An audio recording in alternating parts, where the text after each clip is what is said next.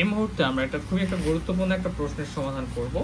তো প্রশ্নটাকে যদি আমি দেখাতে চাই তোমাদের, তো প্রশ্নটা আছে এখানে, যে প্রশ্নটা হচ্ছে যে সমস্ত প্রসারণের ক্ষেত্রে কৃতকাজের রাশিমালা নির্ণয় করো। ঠিক আছে, সমস্ত প্রসারণের ক্ষেত্রে কৃতকাজের রাশিমালা। ইতিমধ্যে এই যে এই প্রশ্নটা করে ফেলেছি যে সমস্ত প্রসারণের ক্ষেত্রে রুদ্ধতাপের ক্ষেত্রে, তো তোমাদের এই প্রশ্নটা খুব বেশি গুরুত্বপূর্ণ। ঠিক আছে, তো আমরা খুব সহজে শেখার চেষ্টা করব। তো প্রথমত যে অংশটুকু একটু ব্যাখ্যামূলক সেটা আমরা বই থেকে দেখব, এবং বাকি অংশটুকু আমরা খুব সুন্দর করে এই খাতায় বোঝার চেষ্টা করবো। তো কথা বলছে যে আদর্শ গ্যাসের ক্ষেত্রে সমস্ত প্রসারণের ক্ষেত্রে আদর্শ গ্যাসের সমস্ত প্রসারণের কৃতকাজের যে রাশিমালা সেটা নির্ণয় করতে বলছে। তো আমরা দেখো যে ব্যাখ্যামূলক অংশ এতটুকু একটু এখান থেকে দেখি। একমল আদর্শ গ্যাস বিবেচনা করি, প্রচুর বৃষ্টি হচ্ছে, নাইস এনভায়রনমেন্ট। একমল আদর্শ গ্যাস বিবেচনা করে, চিত্র লাগবে না বুঝছো, চিত্র না দিলেও সমস্যা নেই। আর ধরা যাক গ্যাসটি বি অবস্থাতে চিত অবস্থায় চি তাপমাত্রায় সমস্ত প্রক্রিয়ায় প্রসারিত হচ্ছে। সমস্ত প্রক্রিয়া কি এগুলো আলোচনা হয়েছে। উক্ত সম্প্রসারণে গ্যাসের আয়তন, আমাদের এই যে সমস্ত প্রক্রিয়াটা এখানে প্রক্রিয়া সম্প্রসারিত হচ্ছে, এই সম্প্রসারণে গ্যাসের আয়তন V1 হতে V2 V1 হতে গ্যাসের আয়তন V1 হতে V2 আয়তনে পরিবর্তিত হয়। তাহলে এই যে বিসি একটি সমস্ত রেখা, তাহলে এখানে কি বিসি একটি সমস্ত রেখা। এখন যদি পি চাপে গ্যাসের ক্ষুদ্র আয়তন সম্প্রসারণ ডিবি হয়, এখন পি চাপে গ্যাসের ক্ষুদ্র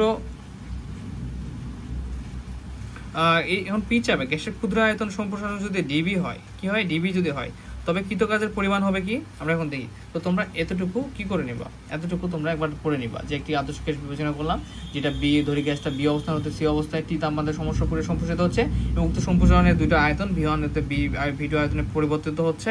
তাহলে এই বিসি একটা সম্প্রসারণ হচ্ছে সমস্যা রেখা তৈরি হবে। এখন পি চাপে ক্ষুদ্র সম্প্রসারণ ডিবি হয়, তবে কৃতকাজের পরিমাণটা হবে DW=PdV। ঠিক আছে, তো আমরা একটু দেখার চেষ্টা করি কিভাবে। তো কৃতকাজের পরিমাণ থেকে আমরা দেখার চেষ্টা করি হচ্ছে সম্পাদিত কাজ। ঠিক আছে, কৃতকাজের পরিমাণ, তো কৃতকাজের পরিমাণটা হচ্ছে সম্পাদিত কাজ। তো সম্পাদিত কাজটা হচ্ছে আমাদের DW ইকুয়াল, ঠিক আছে, ক্ষুদ্র সম্পাদিত কাজ মানে ক্ষুদ্র কাজের পরিমাণ, DW ইকুয়াল বল গুণন সরণ। তো DW ইকুয়াল বল হচ্ছে আমাদের কি, বলকে আবার লেখা যায় কি, চাপ গুণন ক্ষেত্রফল। ঠিক আছে, চাপ গুণন ক্ষেত্রফল গুণন এখানে আছে সরণ। কি লেখা যায়, বলকে লেখা যায় আবার চাপের সঙ্গে ক্ষেত্রফলে গুণ করা যায়, সেক্ষেত্রে কি আসে, আমাদের বল চলে আসে, ইকুয়াল সরণ আছে। তো এখন চাপকে আমরা কি দ্বারা প্রকাশ করি, পি দ্বারা, রাইট। ক্ষেত্রফলকে কি দ্বারা প্রকাশ করি, এ দ্বারা। এবং সরণকে আমরা কি করি, সরণকে আমরা এক্স ডিস্টেন্স, সরণকে আমরা তাহলে dx লিখতে পারি, সরণকে যে এতটুকু দূরত্ব অতিক্রম হচ্ছে dx দ্বারা। DW কোনো ছোট ক্ষুদ্র পরিমাণ কাজের জন্য আমরা যে ক্ষুদ্র আয়তন যদি সম্প্রসারণ হয়, সেই ক্ষেত্রে ক্ষুদ্র আয়তনের ক্ষেত্রে আমাদের ক্ষুদ্র পরিমাণ কাজ।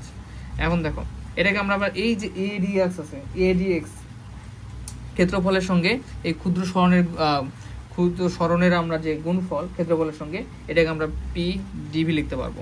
কি এখানে যেহেতু আমাদের DV ইকুয়াল হচ্ছে ADX, ঠিক আছে, সো এটা হয়ে গেল।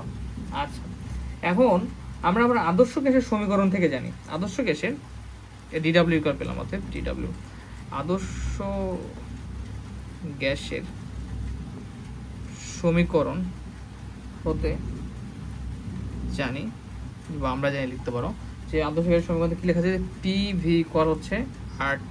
তো এখান থেকে আমরা চাইলে পি এর ভ্যালুটা বের করে নিতে পারি, তাহলে কি হয়ে যাবে RT/V। ঠিক আছে, এতটুকু।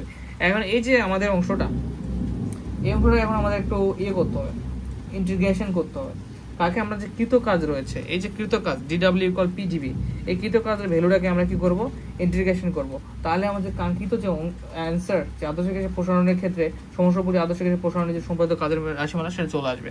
তাহলে আমরা কি করবো বলতো, লিখবো এখন সমষ্ণ সম্প্রসারণে V1 হতে V2 আয়তন প্রসারণে কৃত কাজের পরিমাণ হবে কৃতকাজের পরিমাণটা কেমন হবে বলো। এখন বলতেছে যে আমরা ব্যাখ্যায় যেটা বলছি V1 হতে V2 আয়তনে যাচ্ছে, সেই কৃতকাজের পরিমাণটা হবে যে আমাদের এই যে কৃতকাজ ছিল সেই কৃতকাজটাকে আমাদের ইন্টিগ্রেশন করতে হবে। তো আমরা দেখো ক্ষুদ্র পরিমাণ কাজকে যদি আমরা ইন্টিগ্রেশন করি, সেক্ষেত্রে আমাদের কাজটার ক্ষুদ্র থাকে না, সেটা হয়ে যায় কি একদম পারফেক্ট কাজটা চলে আসে। কারণ ইন্টিগ্রেশন দেখো, ইন্টিগ্রেশন DW, ইন্টিগ্রেশন এবং অন্তরীকরণের যে পার্ট D এটা কেটে যায়, তখন শুধু W থাকে, ঠিক আছে। সো আমরা মনে করো যে এদের ইন্টিগ্রেশন যদি ইউজ করি তাহলে আমাদের শুধু কি থাকবে, তাহলে যে এই ডাব্লিউটা থাকবে। মনে করো যে এই যে ইন্টিগ্রেশন DW কে যদি কিছু ক্ষুদ্র কাজটাকে আমরা ইন্টিগ্রেশন করি, ইন্টিগ্রেশন কেটে গিয়ে শুধু ডাব্লিউটা থাকবে। আর এখানে কি আছে আমাদের PDB, রাইট। তো আমরা PDB কে যদি ইন্টিগ্রেশন করি তাহলে কি আসবে বলতো, এখানে আমাদের এটা তোমরা দিবা না, ঠিক আছে, এটা দিতে হবে না। আমাদের লিমিট কত, V1 হতে V2, তাহলে V1 যেটা শুরু হচ্ছে সেটা হচ্ছে আমাদের লোয়ার লিমিট, এবং হচ্ছে যেটা শেষ বেগ সম্প্রসারণ যেটা আমাদের শেষ আয়তন V2 সেটা হচ্ছে আমাদের আপার লিমিট। এবং আমাদের এই ডাব্লিউ কে কি পেয়েছিলাম PDB, তো এখানে লিখি PDB। এখন দেখো এখানে হচ্ছে আমাদের V2 থেকে 1 আর P এর ভ্যালুটা কি পেয়েছি RT/V, তাহলে RT/V দিলাম এবং হচ্ছে এখানে DB। এখানে কি করতে হবে আমাদেরকে বলতো, V এর সাপেক্ষে ইন্টিগ্রেশন করতে হবে। তো তার আগে এখানে একটা ব্যাপার, এই যে RT V এর সাপেক্ষে হচ্ছে ধ্রুবক, ঠিক আছে।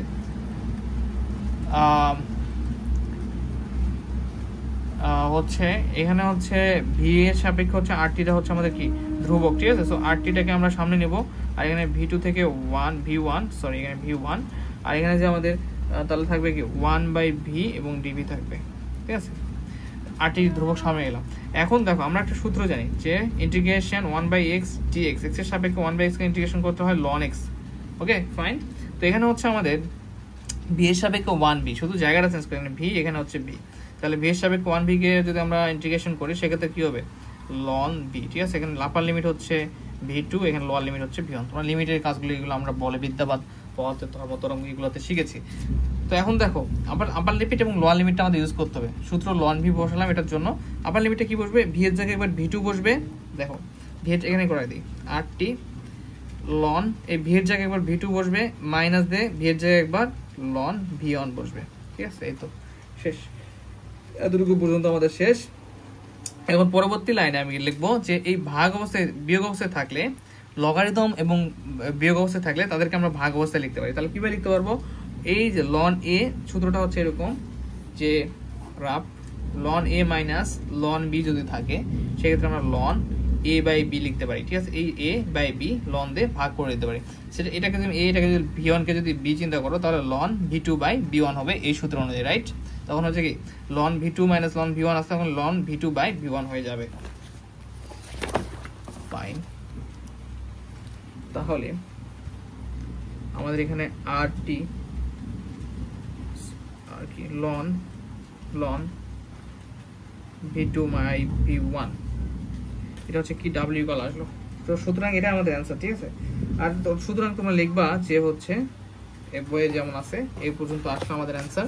ক্যালকুলেশন আমি বুঝতে পেরেছো যে সুতরাং n মোল আদর্শ গ্যাসের সমস্ত সম্প্রসারণের কৃতকাজের পরিমাণ W = nRT ln V2/V1, ওকে। এটা খুবই ইম্পর্টেন্ট, খুবই একটা প্রশ্ন। সো এটাকে আমরা আদর্শ গ্যাসের কৃতকাজের সমস্ত সম্প্রসারণের কৃতকাজের রাশিমালা নির্দেশ করে। ধন্যবাদ, আসসালামু আলাইকুম। তো তোমরা খুব সুন্দরভাবে বুঝতে পেরেছো আশা করি। তো এই গাণিতিক পার্টটা বুঝলেই ভালোভাবে হয়ে যাবে।